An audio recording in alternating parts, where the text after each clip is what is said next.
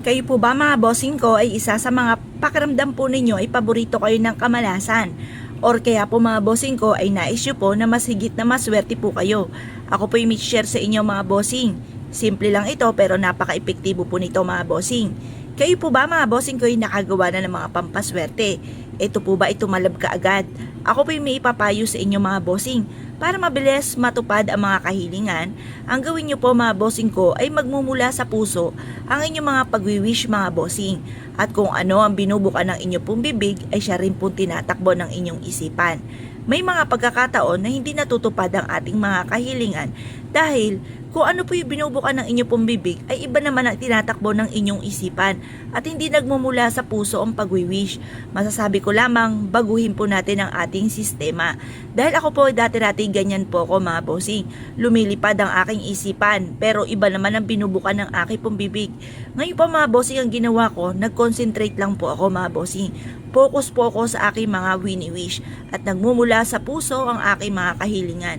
Halimbawa po'y ganito, kayo po'y humarap sa may silangan na hawak ang 2 perasong ito.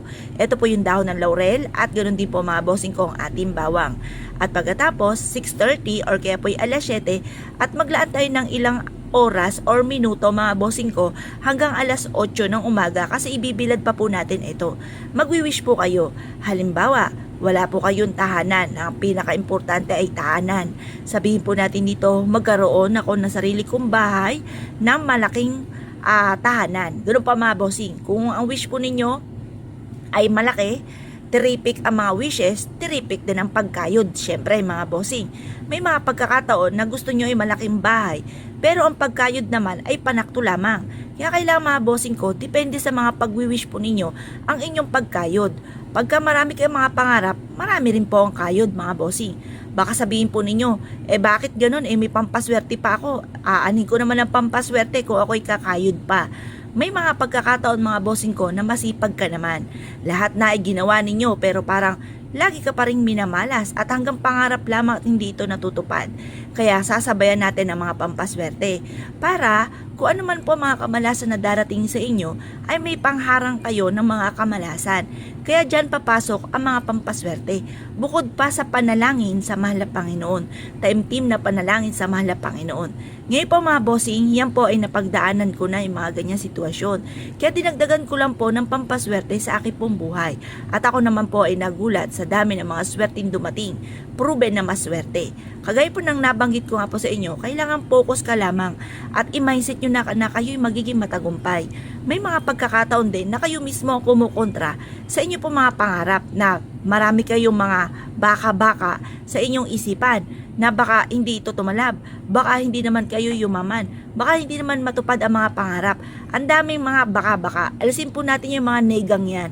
Kaya i-mindset na po natin matapos natin itong gawin na simula na ito ng tagumpay sa buhay, matutupad ang lahat ng mga pangarap sa buhay. Kung kayo po naniniwala at nais nyo po itong gawin, kahit anong araw ay pwede nyo siyang gawin, basta ikaw po ay makakapag-focus ng panalangin.